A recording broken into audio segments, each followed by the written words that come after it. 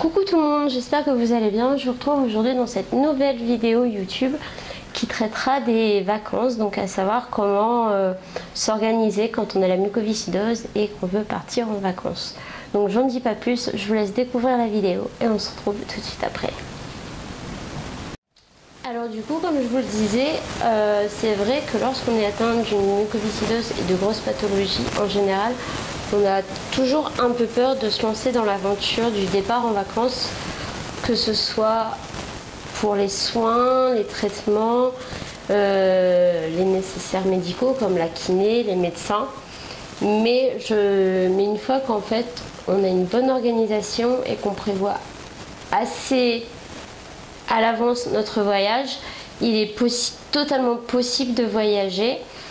Donc là je vais partir pour une dizaine de jours à Minorque, donc ça fait partie des îles Baléares, donc de l'Espagne, et donc pour ça forcément je vais embarquer avec moi tous mes traitements, aussi bien oraux que aérosols. Donc à savoir, lorsqu'on voyage à l'étranger, on a toujours besoin de faire une demande de traduction au niveau des ordonnances pour ne pas avoir de problème avec les douanes, tout comme un certificat de possession d'aérosol, en disant bien que c'est nécessaire pour notre santé et que dans tous les cas on doit l'avoir et qu'on ne peut pas nous le prendre. Donc ce que je fais, donc généralement, donc je vais embarquer mon aérosol avec la batterie, avec le socle de batterie et les petits adaptateurs de prise selon le pays où on va. Mais je pense que de toute façon en Espagne c'est les mêmes prises que chez nous, si je dis pas de bêtises. Je vais prendre les autres prises avec moi au cas où, parce que chat noir comme je suis, je serais capable de me retrouver face à de mauvaises prises et être dans de beaux problèmes si j'ai pas les bonnes prises pour recharger les piles au cas où. Et sinon après, forcément j'embarque avec moi mon pilulier, donc avec les gélules prévues pour la semaine. Je prévois aussi à côté dans ma trousse tout le traitement que je prends habituellement, sans prendre les boîtes, parce que sinon en gros je pourrais avoir une valise juste pour ça. Donc ce que je fais généralement, c'est que j'enlève toutes les plaquettes des plaques et toutes les plaquettes des boîtes, pardon, c'est mieux.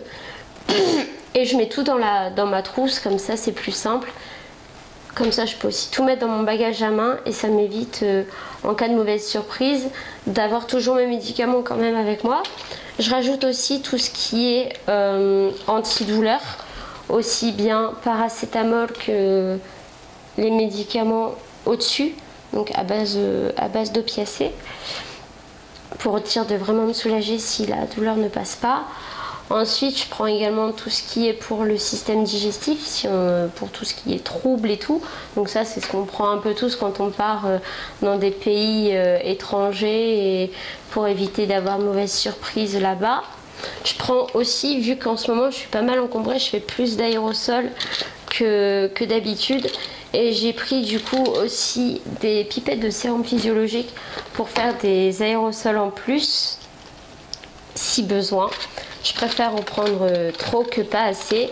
Et j'embarque aussi avec moi mes gélules de sel pour la chaleur. Donc j'avais fait un post Instagram sur les gélules de sel.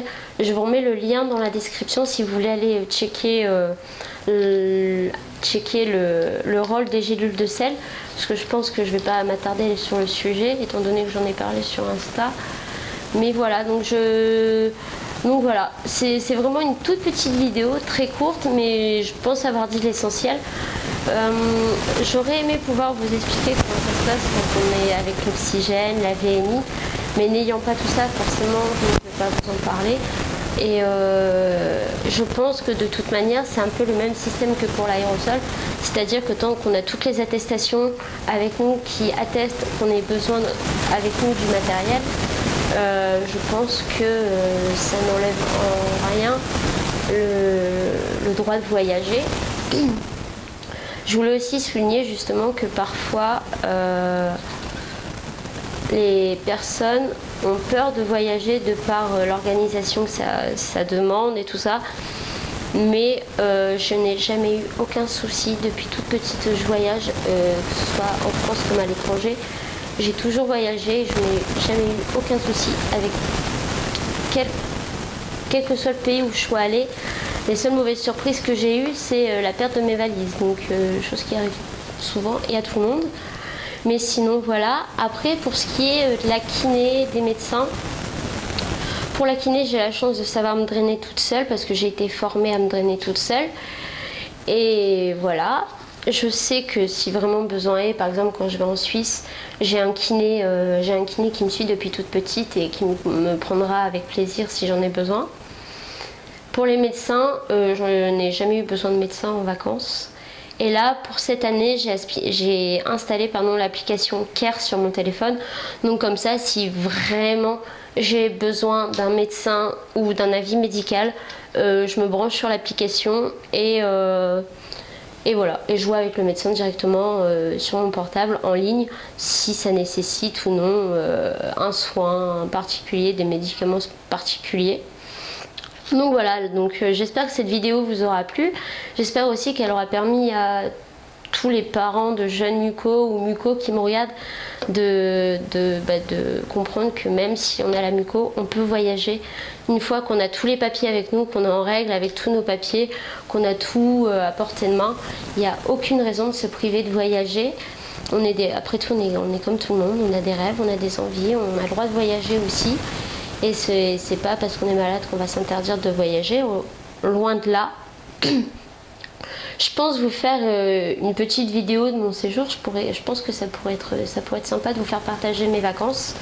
Donc en attendant, je vous dis à très vite. N'hésitez pas à partager la vidéo et à mettre un petit pouce bleu si vous l'avez aimé. Je vous dis à très vite.